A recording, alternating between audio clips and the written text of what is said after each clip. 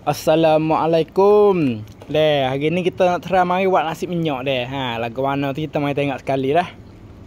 Mula-mula kita buat tega masuk dulu dah. Lepas tu kita pacul tega dulu dah, hacur dah. Agak terhacur dah kita buat bawang merah masuk. Lepas tu kita goreng bawang merah we masak dulu.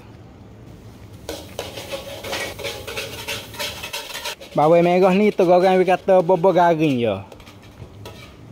Ni kadar ni boleh dah dah. Lepas tu kita buat tiga masing dengan bawang besar masuk. Lepas tu serah. Lepas tu halia. Lepas tu buat kakah sip minyak masuk dah. Lepas tu kita goreng we kakah kita buat tu bahu dulu dah. Kalau dia tak seplak menu tu turun hari-hari ke boleh tekan tiktam ataupun tekan follow dah. Agak terbahu dah ke kita buat isi je masuk dah. Kalau nak buat kakak je apa dah ni kita capu-capu kaki tulang je dah. Tu goreng biar isi yang masuk sikit dia. Agak boleh dah ke kita buat air masuk dah. Air ni jauh banyak sangat sebab kita nak sama dengan berah kita nak tanak tu dah. Lepas tu buat sakar buat sudu. Garis sudu. Baking sikit. Kucar-kucar dia sikit kakah tu hacur dia. Lepas tu kita buat sebut si minyak dah. 2 kali kita buat sebut si minyak dah. Lepas tu kita kucar kakah kita buat tu hacur molek dulu dah. Kalau dia nampak klip ni jangan lupa lah share bagi saya dah. Ataupun kalau kena tekan like tak apa dah. Agak boleh dah ke kita kecak tengok rasa lah hano. Kalau rasa cukup dah ke kita buat susu cair masuk dah. Lepas tu kita mari boleh berah pula kita cedek dah. Kita mari tanak je dah. Berah je ni duduk le ke-5. Belum kita nak buat tu tengok molek dulu dah.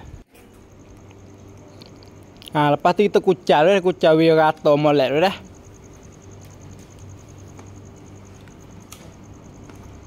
Lepas tu tengok air dekat di mana dah. Yo kita aku duk ke-5 sat ni dah. Ni kita buh sampai ke 10 dah. Ni tarik ni boleh dah, lepas tu kita anak dah.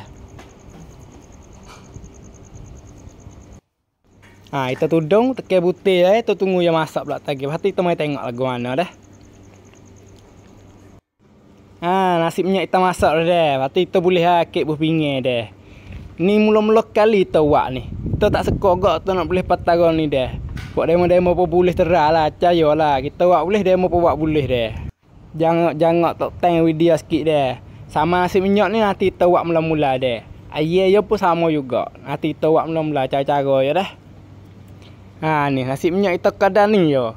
Kalau pi nak kita ra boleh kita ra dah. Pas kalau pi kena menu itu dah buat boleh lah tekan like, tekan share, tekan tiktam dah. Okey.